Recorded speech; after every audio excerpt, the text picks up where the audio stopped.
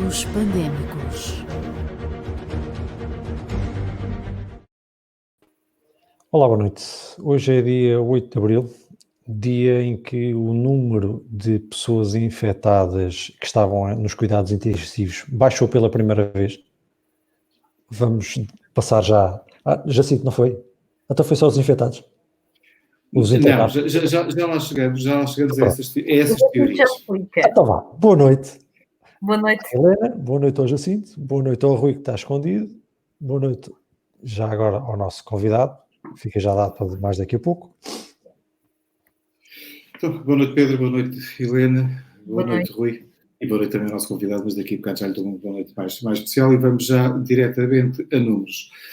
Continuam a crescer os números de infectados com a Covid-19 em Portugal. Temos a assinalar à data de hoje 13.141 casos, mais 699 que ontem, um aumento de 5,6. É bom que tenhamos atenção a estes números, porque quando se começa a apregoar, a difundir a mensagem de que se atingiu o pico atinge-se quando se começa depois a descer sustentadamente durante vários dias. Nós continuamos a subir, portanto o pico pode estar próximo, mas ainda não chegou. Temos a assinalar e a lamentar 380 mortes. Ontem tínhamos 345, morreram mais 35 pessoas, um aumento de 10%. A taxa em Portugal, a taxa de mortalidade, cifra-se neste momento em 2,9%. Verifica-se também que continua a haver uma grande incidência, a maior incidência a norte, com 7.386 casos e 208 mortos, em ambas as situações, e com mais de 50% de todos os casos em território nacional.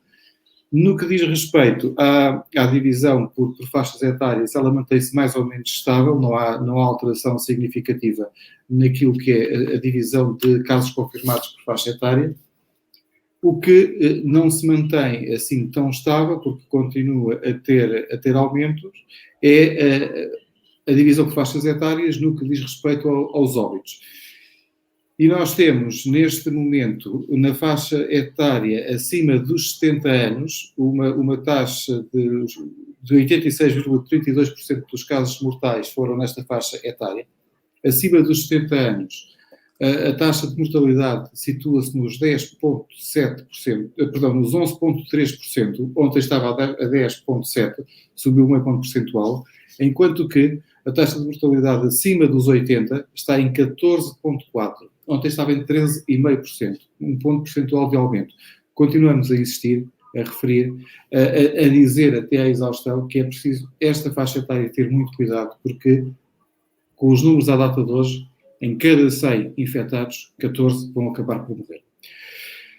Mas vamos então agora, ou ainda ao relatório de situação, e no que diz respeito à situação clínica, temos hoje 1.211 casos internados, ontem tínhamos 1.180, e casos internados em UCI, 245. Ontem estavam 271. E vamos então agora descascar, passo a expressão, este número. Como nós temos vindo a referir desde o início dos minutos pandémicos, que os números de internados e de internados em UCI têm que ser analisados sempre em comparação com o número de mortes.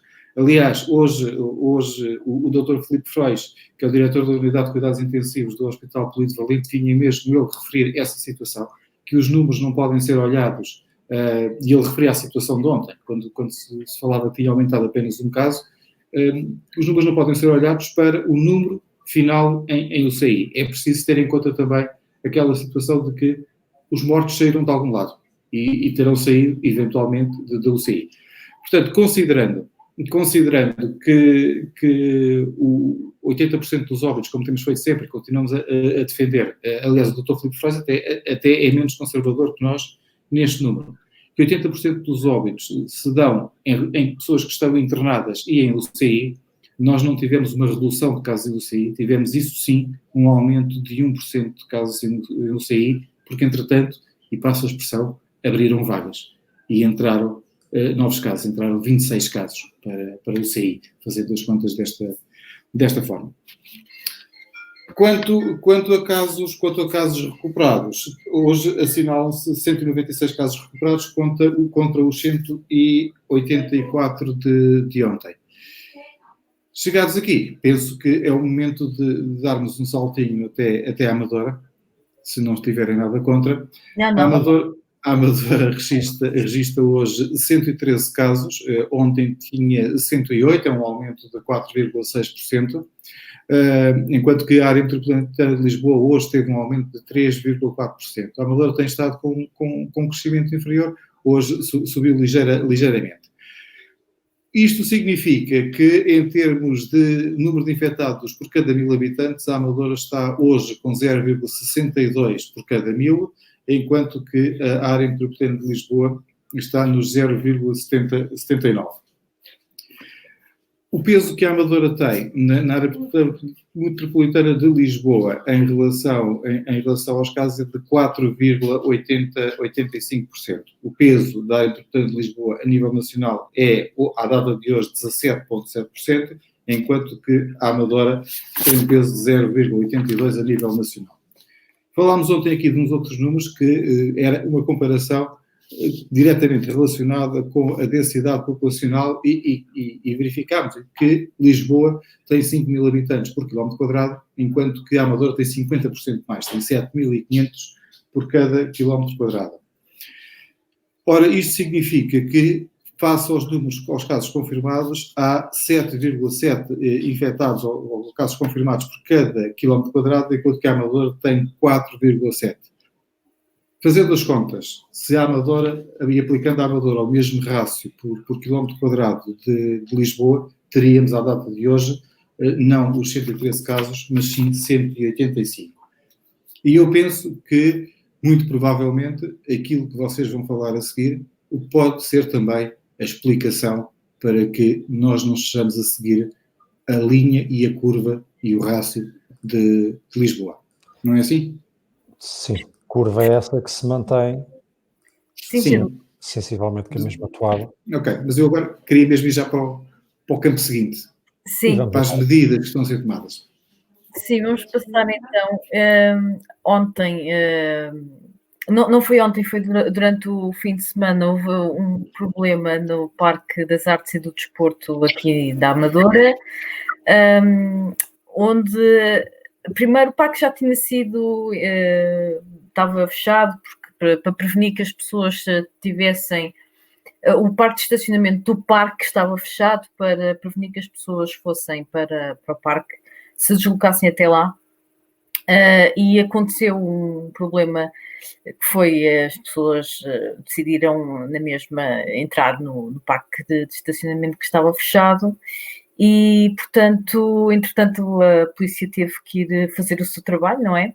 E a Câmara Municipal hoje colocou um aviso, digamos assim, a apelar para a não concentração de pessoas nos diversos equipamentos desportivos do parque, porque é um parque de grande dimensão e que por essa grande dimensão é difícil prevenir esta circulação de pessoas, porque depois também tem vários equipamentos e pode-se praticar diferentes desportos e depois como os miúdos estão em casa e tem sido um local difícil de controle por parte das autoridades e, portanto, a autarquia volta a pedir às pessoas que colaborem com as próprias autoridades para não frequentarem este espaço, para não haver um grande ajuntamento, como se diz agora, de pessoas e esperam que isso tenha resultado.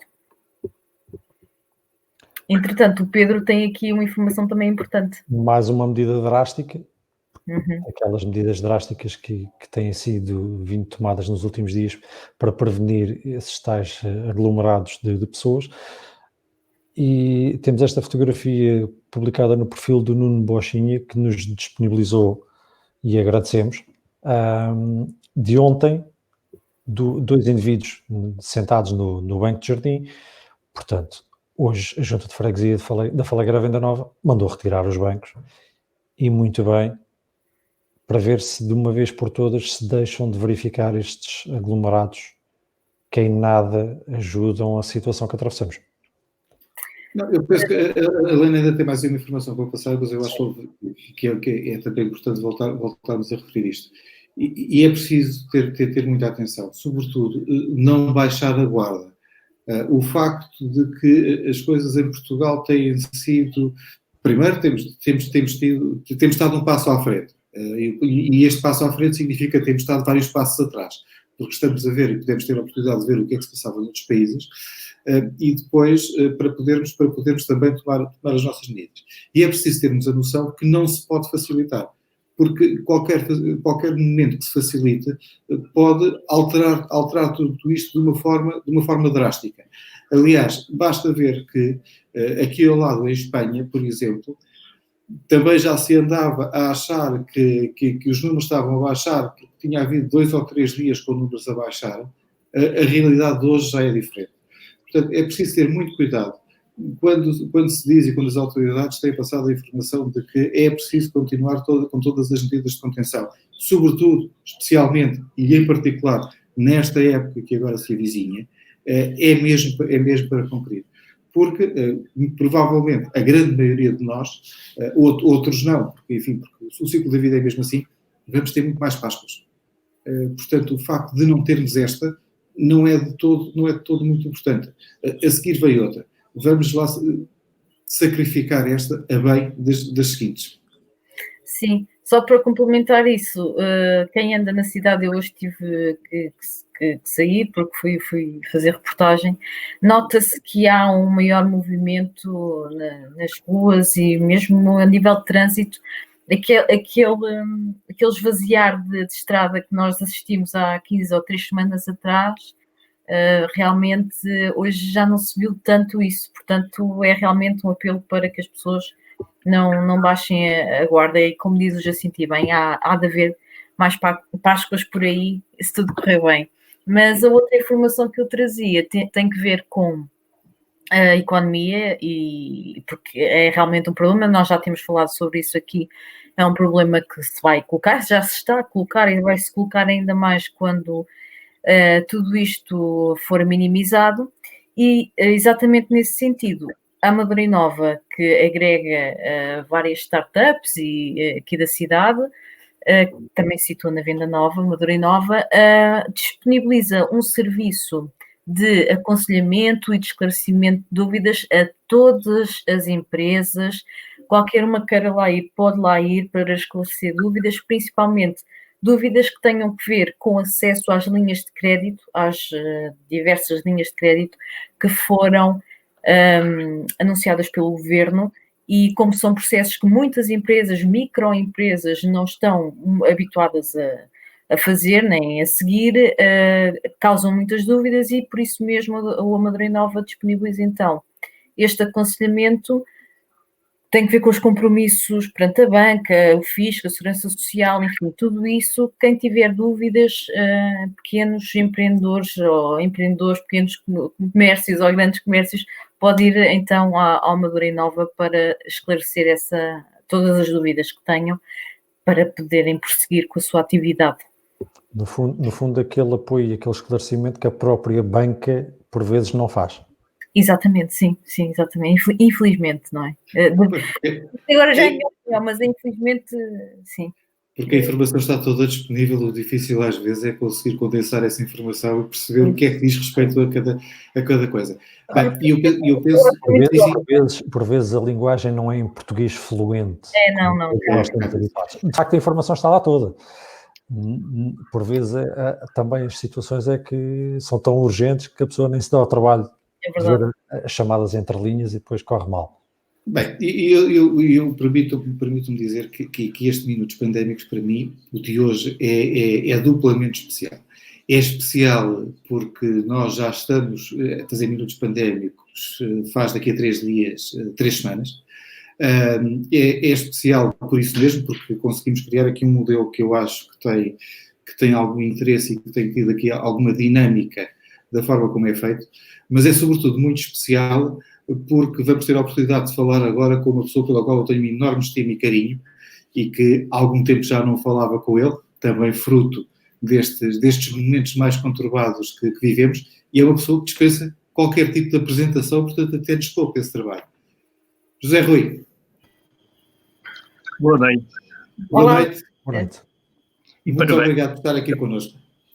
É um enorme prazer poder estar consigo, nem que seja desta forma novamente, e sobretudo é muito agradável saber que está bem, que estão todos bem e que está aí com muita garra a trabalhar, como é costume.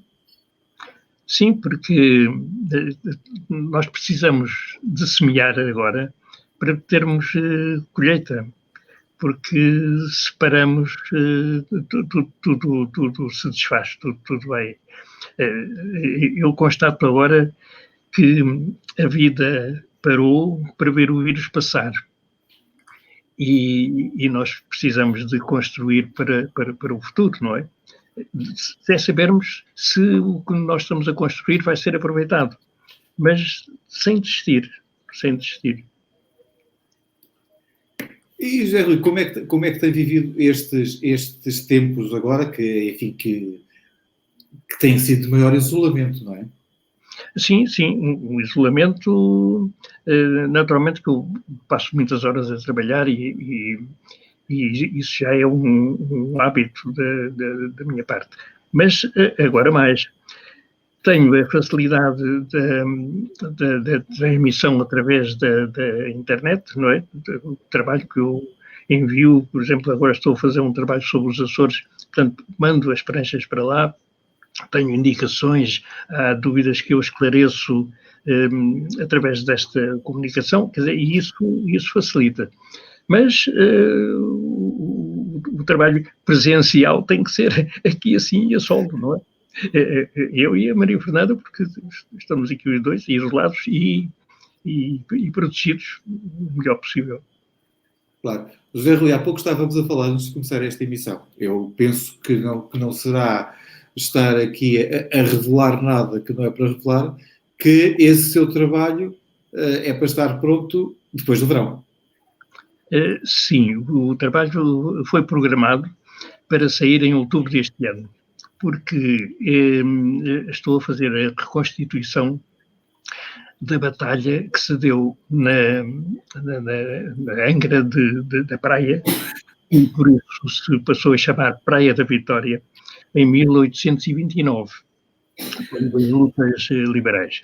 Portanto, essa batalha definiu a posição do liberalismo na Terceira, que foi sempre uma ilha que não se rendeu, e a partir daí houve a possibilidade de formar exércitos, uma esquadra, para vir ao continente e ter a sua luta final.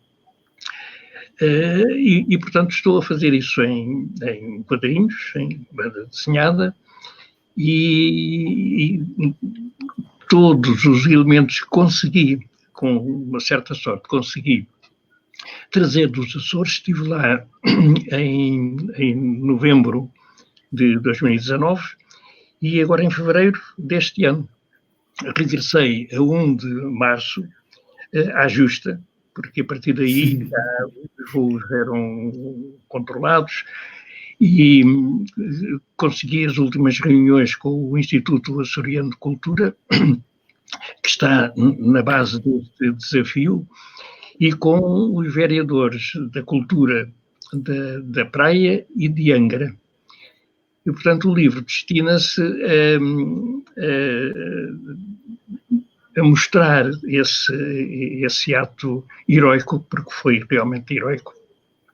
Os miguelistas atacaram a ilha com uma grande esquadra e conseguiram defender-se com canhões quase obsoletos, a partir dos fortes, com umas batalhas na praia incríveis, com uns voluntários da Rainha, que eram muitos estudantes de Coimbra, que formaram aquele batalhão, sem muita prática, mas com alguns soldados a dirigi-los, e foi medonha essa batalha, que durou praticamente um dia, e conseguiram que a esquadra se afastasse e deixar alguns milhares de mortos e de feridos e de prisioneiros também. De maneira que é o que realmente estou a fazer. José Rui, essa garra lusitana é também aquela que estamos a assistir hoje em dia, porque de repente, quando esta nova guerra, esta nova batalha começou, também começámos a ver aparecer de todos os cantos empresas que conseguiam criar soluções para fazer viseiras, máscaras, ventiladores, cientistas a descobrirem formas de ida em teste, de pôr ventiladores a servir para mais do que um paciente. Portanto, nós somos mesmo assim, não é? Desenrascados. Sim, mas há neste momento uma diferença que eu acho que é importante. Numa guerra não se pode sair à rua porque estão a cair bombas e o perigo é imediato. Nesta guerra, o inimigo não se sente, até depois de ser contaminado, continua às vezes sem indícios, e as pessoas não se consciencializam dessa situação. E por isso vimos pessoas deitar para trás das costas o perigo, portanto, numa irresponsabilidade de saber até se já está contaminado e está a contaminar outras pessoas, e juntarem-se porque há muito tempo que não se veem e têm saudades e acham que é assim. Ou então iludem as ordens das autoridades e vão de qualquer maneira para os mesmos parques, para ir para o banco de jardim. E naturalmente o tirar o banco é bom porque a pessoa não se pode sentar, mas amanhã encontra as pessoas sentadas no chão ao lado um do outro, porque não têm banco, sentam-se no chão, o que eles querem é estar ao pé. E isso é realmente o perigo deste vírus não ser controlado como devia ser. José Rui, estamos quase a terminar o nosso tempo. Não sei antes lhe pedir que deixe uma mensagem a quem nos está a ver com as suas sábias palavras e o seu conselho. Que acatem as disposições e que se acautelem e que realmente deixem o vírus passar sem o apanhar. José Rui, foi um enorme gosto falar consigo. Um enorme abraço à distância, beijinho à Maria Fernanda e voltaremos a falar em breve, certamente. Muito obrigado, e é pena que esta conversa tivesse este motivo. É verdade.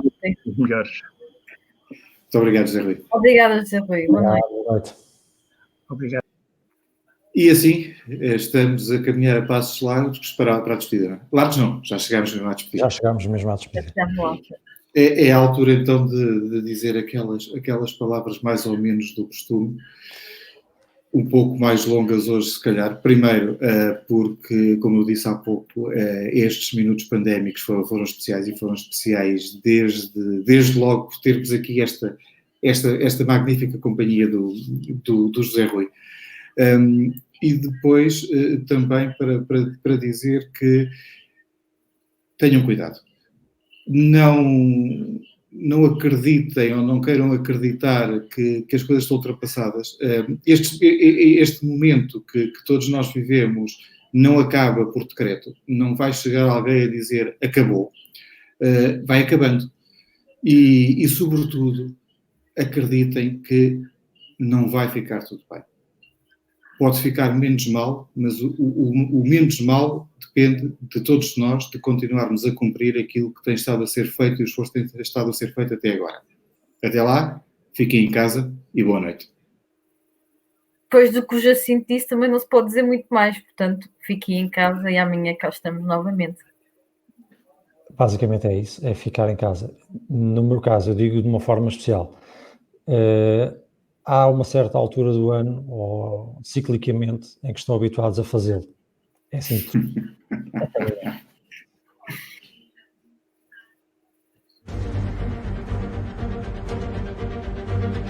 Minutos pandémicos.